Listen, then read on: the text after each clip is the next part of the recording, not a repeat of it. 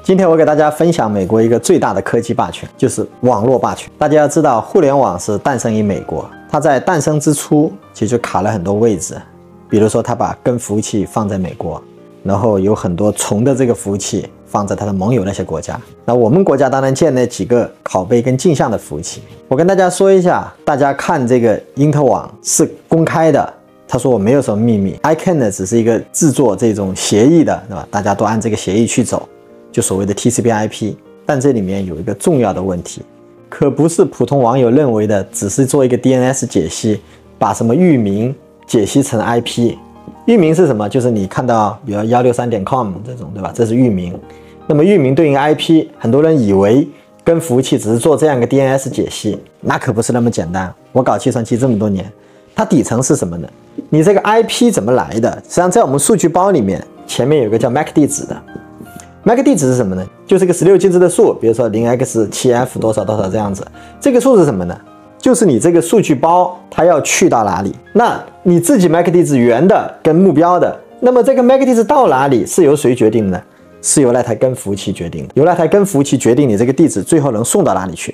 不然你说就像我们送个货，你只是把货打包发出去了，发出去之后，那这个货最终会不会到你要的目的地呢？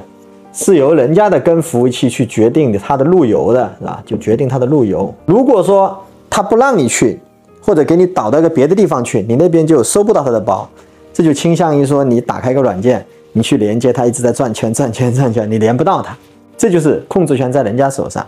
那这个有什么用呢？你比如说，咱们如果要做数字人民币，我们如果说要做一个自己的金砖支付系统，它随时可以让你断网。那断网呢？还比较好办，对吧？咱们修一修，怎么样？弄一些别的手段，它让你一些这个交易动不动去中断，让你找不到原因，比如一会儿通，一会儿不通，然后让你丢掉几笔。比如你去付款，你这个100笔里面99笔都是成功的，但是就有一笔不好，那你这个支付系统别人就不敢用了，因为老有人在这里收不到钱。那你这个去查了，你又不知道原因，你说数据包发了呀，这里怎么没收到，对吧？你去老去调通，结果人家在那里做了手脚。所以人家把握了这样一个网络霸权之后，它可以让你的支付系统都通不起来。那你其他的云应用都是一样的。你比如说你建了一个全球的这种港机管理系统，你只要上云，它就可以让你的港机系统时好时不好。当然它现在没有到说要发动这个武器的时候，因为我们也没有针对它这一块去打破它这样一个霸权。比如说你要真敢做金砖，它可能真就会用上这一招。而且这还只是在阳面上的，还有在背地里的东西，我给大家说一下。就是美国它掌握了大量的海底光缆的主线的控制权。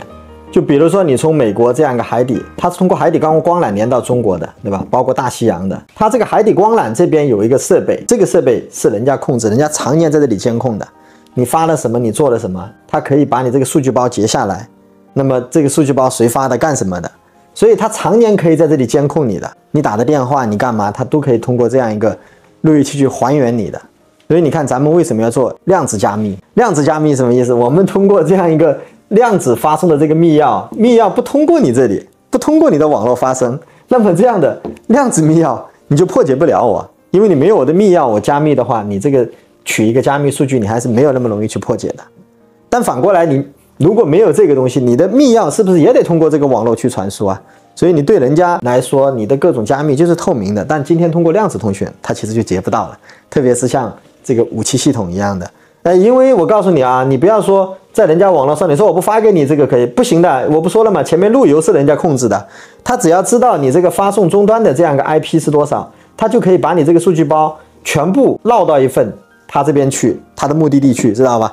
就你自己这边固然你可以发到你那里去，但是我同时给你拷贝一份发到他那里去，你都不知道的。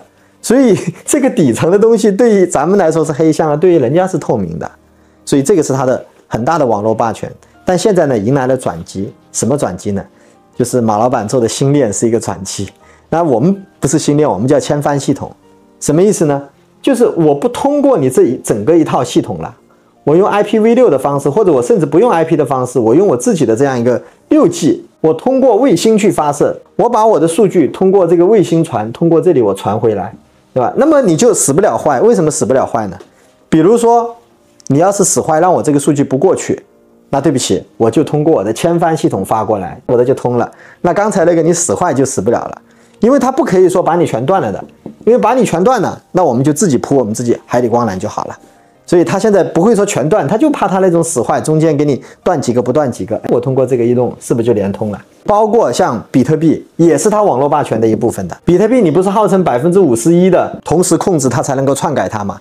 人家控制100%都可以，为什么呢？他把他想要的数据通过他这样一个路由，一次性的路由到各个服务器去，你那些分布式的路由不过来，最后呢，它能够达成一致，是吧？它把你这个相应的数据，甚至都可以通过你这个网关去进行篡改，你发的数据包给你改掉就好了。所以这个其实比特币是在人家的掌控之下的，它是有方法去操纵这个比特币最后的成交的，就等着你们来，对吧？你们全来了，全归你们了，他把这个就废掉了。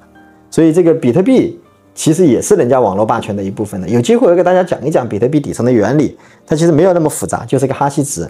但现在呢，好像遇到一个转机，就是什么呢？就量子芯片将来可能用来算哈希值，如果这个突破的话，那这个比特币这套算法它就没有加密的效应了，因为它其实是什么呢？就是让你去撞一些数，按现在的计算机能力，它要多我1年才能够撞出来。那如果量子芯片在这里突破了，这个哈希值能算出来，比特币的霸权也要被终止掉。总之呢，现在这个网络霸权还是美国手上最大的一个科技霸权，而我们在打破它网络霸权之前，很多事情是做不了的。比如说我们做自己的人民币支付系统，这就会受制于它。